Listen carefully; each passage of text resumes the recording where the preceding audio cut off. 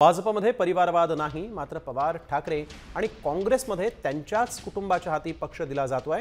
अजित पवारांमध्ये कर्तृत्व नाही का, पण पवारांनी मुलीला पुढे आणलं। बाळासाहेबांनी उद्धव ठाकरे आणि आदित्य ठाकरेंना पुढे आणल्याचा टोलाही त्यांनी लगावला। शरद पवार साहेबांचा पक्ष आहे, ते निवृत्तीच्या मार्गावर आले, त्यांना पुढचं त्यांचा अध्यक्ष निवडायचं आहे। त्यांनी अजितदादांचं नाव नाही घेतलं, त्यांनी सुप्रियाताईंचं नाव सांगितलं। अजितदादामध्ये काही कर्तृत्व नाही का? आहे, होतं, पण पुतळ्यापेक्षा मुलगी बरी।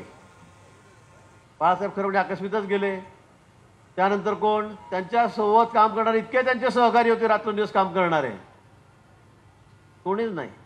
सगळे बाजूला आमचे उद्धवजी आलेत। राज ठाकरे सुद्धा कर्तृत्ववान होते, पण त्यांचं नाव आलं का? नाही।